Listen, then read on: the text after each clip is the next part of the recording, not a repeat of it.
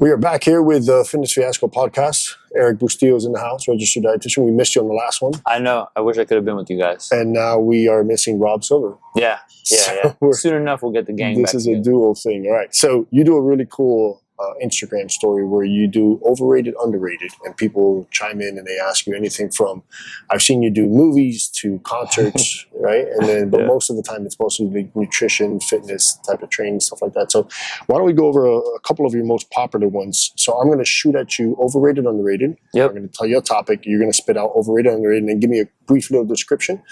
I might add a thing or two. If not, we're going to move on. We're going to try to keep this short and sweet. Perfect. Cool. That sounds good. All right, so we're going to start off. Overrated, underrated. Protein supplementation. Protein supplementation is underrated. An easy way to get an adequate amount of protein, which a lot of people are under consuming. Okay. So any suggestions in order for people to try to hit their daily protein goals? A couple of things is using protein shakes as a snack, as part of your breakfast. At nighttime, right? The one thing though that I will say, the caveat is, I don't want people to like develop disordered eating patterns with it. So it's like, if you're super full at the end of the day, don't force yourself to have the protein. I'd rather someone just like have a healthy relationship with food, mostly because in my experience, I've seen people have a horrible relationship with food. So I'd rather them do their best to get as much protein as possible without like forcing themselves, unless, this is the caveat, there's a very specific goal. Like if I'm working with like an NFL football player and we have a specific weight and performance metric that we have to hit, then it's kind of like, all right, we can force ourselves there because that's their career. Okay. You know? Perfect. Got it. Next one, overrated, underrated. Ashwagandha supplementation. So ashwagandha, this one I'm going to go with underrated. As long as people have the three fundamentals in check, the sleep, their nutrition, and their training. Got it. Because ashwagandha is a pretty effective adaptogen, so it helps people in a stressed state feel like they can handle the stress a little bit better. But I don't like supplementation as like someone trying to fix it. It's like, don't use it as a Band-Aid. Use it as a tool in your toolbox. Got it. So they could get the supplementation anywhere? Amazon, Thorne? Yeah. Any type of nutrition? Okay. Anywhere. Any dose that you recommend? It really depends on the individual. At first, I would just start with like the recommended dose on the actual bottle. That's going to be a good place to start. But then, if anything, we can sit down and have a conversation for specifics, for tweaking it if need be. Okay. Next one, and try not to piss off a whole camp of people here, right? So, overrated, underrated, Pilates. Tread softly on this one. Okay, I'm gonna go with underrated. Oh, wow. Yep. Okay. I'm going with underrated. Well, for one, I'm not a fan of demonizing or shitting on any type of fitness. But also, I say underrated because I think we get into this pattern of just like doing the same thing all the time. That's what's cool about CrossFit, the constantly varied part. But like, for example, when we're working out, we do a lot of things like in this plane of like front and back. We don't go side to side. And sometimes, like, let's just say, even in CrossFit, we work on like the Olympic lifts and that sort of stuff. But what about like the, quote unquote, little muscles, which is where like accessory work would come in. I think something like Pilates can be great for a certain population of people, or it could be a really good accessory for people who are doing other things. Got it. I took a Pilates class when I was knee deep in CrossFit, and it was one of our members, and she owned a studio here in Coconut Grove, and she downright embarrassed me for the things that I was unable to do. For sure.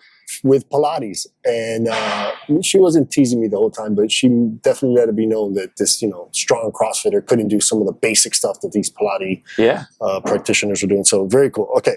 I smile at this next one because this is missing the trees to hit the forest. I forget the missing the forest for the trees. Missing the forest for the trees. I've never gotten that cliche down packed, but this is one of them. Okay. So overrated, underrated, apple cider vinegar. Definitely overrated. It's just one of those things that it's like, you're like, another way to put the missing the forest for the trees is majoring in the minors, or like stepping over the $100 bill to pick up a nickel. Yeah. You know what I mean? It's like, no, can it have an effect on people with like type 2 diabetes? Maybe, but guess what's going to have a better effect? Sleep, training, and proper nutrition. Yeah, man. And it's so difficult to answer these questions because, I get them as well all the time. And my first response is, well, are you hitting the 3 pillars, which is what you said earlier, nutrition, training, and sleep. So how's that? But that's such a long conversation and then when I answer, like, it doesn't matter. Because if you're not focused on the 3 pillars, none of these things really ever matter. So at all. Very few things will have like enough return on investment. Like creatine is one that it's debatable, but you still, even something as potentially controversial as hormone replacement therapy, we know that it can be very effective, but just the hormone therapy isn't enough to make sure that you're in a healthy place. You still got to train right, sleep well, and eat optimally. 100%. Good stuff. All right. Overrated, underrated, demonizing sugar and sweeteners. Oh man, that's super overrated. Because now I'm not saying that people should start having a crap ton of sugar and using all of like the non-nutritive sweeteners, but it's a tool in the toolbox. Like sugar, we need that to perform optimally, right? I'm not saying we need sugar in the form of like table sugar and cookies, but people should be able to enjoy that also without feeling guilty and fear around it. Of course, some people might have control issues around those types of foods, but that's a separate problem. If we're demonizing it, imagine we already have generations of people who are afraid of carbohydrates. They're afraid of fruits. It's like, are we really in that place? Like, no way. And the non-nutritive sweeteners, they're a good option for people who have diabetes, for people who are trying to control their weight. Of course, we don't want that to be the majority of what people are consuming. Whole foods is definitely a good way to go about it. But sugar, we don't have to demonize it. We don't have to scare and fearmonger people. And the non-nutritive sweeteners can be helpful in certain cases. So definitely overrated to demonize those. Yeah, you think we would have learned from that, fat-fearing era where, they were making potato chips with Olean and everybody was getting diarrhea from it. And then we switched it over to carbs and then fructose and then sugar. And a lot of people don't understand that, if they eat these things in moderation, also based on their other 3 pillars, they could get away with having this stuff and still live a fit, healthy lifestyle. But absolutely. The fear mongering is what drives the internet. So the fear mongering, it frustrates me because I've seen it's generations.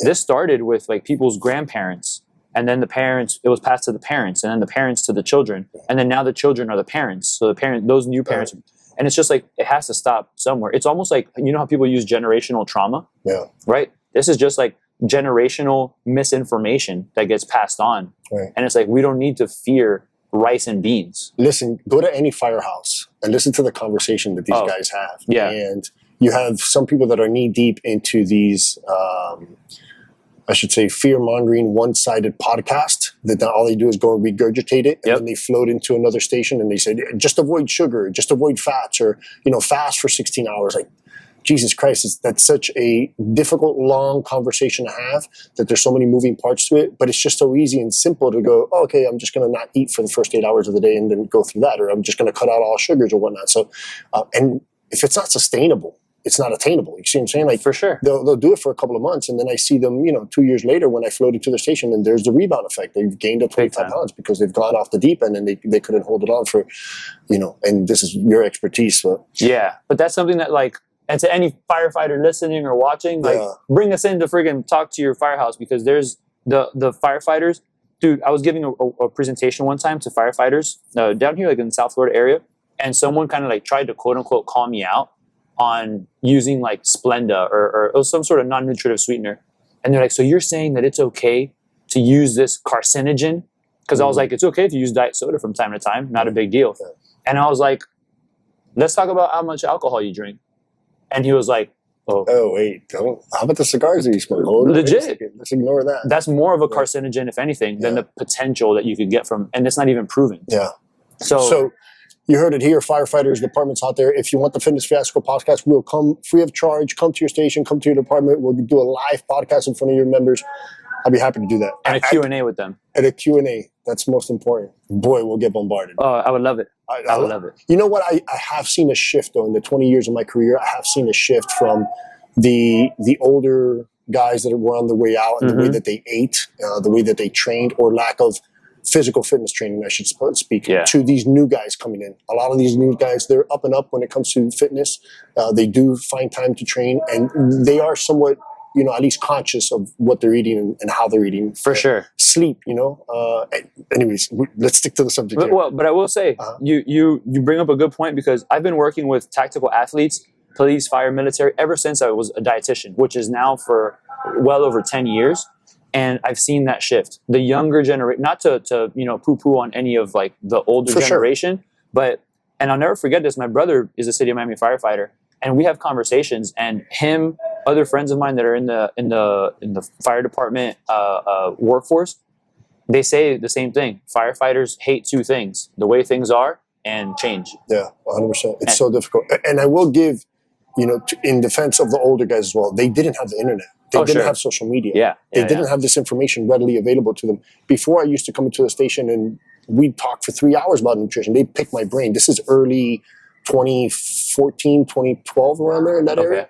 Now, people are telling me stuff. Hey, Mike, have you heard of this? Or hey, Mike, what about that? Or hey, Mike. Which is cool. They're on top of their game. And then with all these fantastic podcasts that are out there, so I have seen that shift. The younger guys are now making a move, and those guys are moving up to administration. Administration is putting a priority not only on physical health, but mental health as well, at least in my department. Big time. And to add to that, and it starts from the top down. So chiefs have like the say in this, right? Like the fitness class that I started with one of the local police departments down here in South Florida, it was because the chief is a fitness buff. Yeah. I gave a talk up in, because I do a lot of stuff with my guys over at O2X. And we had a talk up like in the Boston area, and there's a fire department up there. The chief is like, he's all about the wellness component. So if the chief is on, and these are two old school guys, but they see the return on investment of investing in the health and wellness of 100%. Your people. Yeah, 100%. That's a very good call. I'm so on board with that. Yeah. All right, last one. Let's do it. Overrated, underrated. Cardio. Oh man. Underrated. Big time underrated. Okay. Yep. Underrated. Yeah. I say underrated because I feel like even though you do have the cardio bunnies, so to speak, people are still hating on cardio. And I understand with cardio, like if you're trying to get as jacked as possible, maybe cardio is not going to be the best option because of the caloric burning part. You're trying to get as many calories as you can. So why am I going to burn more on cardio? But it can have positive effects outside of your cardiovascular system. Yes, heart, lungs, brain also. It can help with muscle performance. Yeah, so why not do it to some extent? Yeah, absolutely. And there's a role of cardio, whether it's HIIT or LISS, inside of a well-trained or well-designed program for hypertrophy, even strength training. Because if you have some cardiorespiratory endurance, now you're able to lift that 15 to 20 reps if you're in a burner set or if you're doing some hypertrophy work. For sure. As opposed to if you didn't have any cardio. So you're leaving actually some muscle gains on the table. It might be minuscule, but you're leaving some on the table by not doing some sort of cardio. Now, when we look at cardio, most novices do it just assuming that they're going to burn more calories, which is going to put them in a deficit, and they're going to lose weight. And I don't think they're really understanding the lack of calories that it actually burns, as opposed to focusing on diet. So in all of my programs, I have some sort of cardio sessions in there for my athletes. Good. But I always got to go back to what is their goal, and then I implement how much cardio they're going to actually be doing in relation to their goal itself. One of the conversations that I had not too long ago, because I posted on my story, was a repost of a exercise scientist downplaying the effects of, let's call it ABC boot camp, right? And I think that we could all kind of relate to what boot camp we're talking about here. It's about these franchise type boot camps that have come into the U.S. or started in the U.S. Yeah. And they do what basically you would label as congruent training. So they're doing some resistance training, so some dumbbell work, maybe some sandbag, maybe some medicine ball work. But then they're doing a lot of cardio and sprinting on the treadmill, rowing on either a concept tube rower or a water rower, the ski erg. So they're doing what is labeled concurrent training. They're doing cardio and weight training. However, it just depends on that person's goal on whether they want to increase muscle mass and physically change the way they look. Yeah. That stimulus is important for that adaptation. So for any, and let's just be clear on the camps that I'm talking about here, any newbie, let's just call it a 35-year-old female divorcee that hasn't done anything physical since high school. Damn, why she got to be divorced? Well, because in my experience, I've had a lot of new clients that come in that had just gone through a divorce. Yeah, I get it. Now they're back out there, trying to, get on their A game, if you will. Exactly. Yeah. So now they decide to lose some weight, and they've realized that they've neglected their physical appearance over the course of a couple of years, over the course of the marriage, if you will. Yeah. So now they're searching for weight loss. And those types of people, anything they do is going to create some sort of adaptation, right? So hula hooping and burpees, they're going to get adaptation. But any intermediate lifter that enters one of these cardio programs thinking that they're going to change their physique, it's very difficult if they're looking for physique changing goals. So somebody like you, as physically fit as you are, you walk into ABC boot camp, I doubt that you're going to see any strength, any hypertrophy gains. Your VO2 max might change a little bit. Yeah.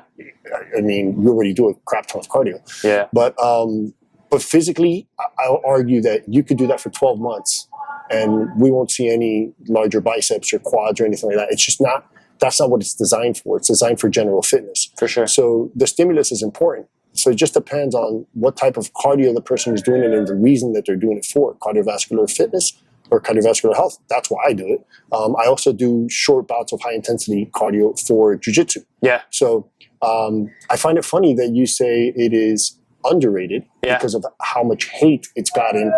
I would call it in the bro lifting world, right? In that gym bro world where everybody's like, oh, we're not doing cardio. Cardio takes a lot of time, especially low steady state cardio. But I think the female demographic is still heavy on the cardio. I've had to pull back some of my females from as much cardio as they do and have them just weight training sessions and doing cardio in a different session, only so they'd see the physical goals that they're looking for. For sure. Yeah. And the reason I say that it's underrated is mostly because of the hate. When I see people hating on something, I'm prone to go against that. Yeah. Right? Like if someone is going to hate on whatever form of fitness, I'm just like, why? What's the point? So I think that it's important to acknowledge like what you're trying to accomplish, because like you said, if I were to go do like the ABC boot camp, like I would potentially just maintain my fitness, right? But would I get bigger, stronger, faster? Potentially not. Right. But if we're trying to maintain, not bad. Like maintenance is good, especially in the long run. But if we want to improve, then we're definitely gonna have to put in work. It's gonna be, you have to push yourself to get comfortable with being uncomfortable and pursuing that, because doing like the short bouts of hit Tabata on an echo bike, that sucks. Yeah, 100%. But it can drive some form of stimulus or adaptation that we're trying to accomplish. So it depends on what we want. But I can't stand when people like hate on like the cardio thing. And now, thankfully, women are starting to get more of the message of lifting is good. Yeah. I just hate polarizing and demonizing things. So I'm just kind of like, do everything if you can, right? Do the cardio, do the lifting, lift heavy, lift light, lift a mix of things, go for low intensity steady state, go for short bouts of sprints. The answer is yes, basically. It's funny that you said that about women and their physical appearance. I'm old enough to come from that era where women wanted to look like runway models. Yeah. My sister was a runway model and she was 5'10", just a little bit over 5'10", and she weighed 125. She's very super thin, and that's what most of the women wanted. Victoria's Secret models. That's the look that they were going for. Yeah. But there's been a shift. And now when I go to a global gym outside of my gym, even here, it's sometimes hard to find a squat rack because you may have men, but also women, squatting, and their squats are actually good. They're deadlifting. They're doing RDLs. They're pressing. Absolutely. Women on bench press, they join my program and they're doing bench press, and they're like, what is this type of thing? But that used to be an explanation. Now it's just like, okay, I got bench today. It's not a big deal anymore. So I love the fact that there's been a shift because I enjoy lifting. I'm a lifter.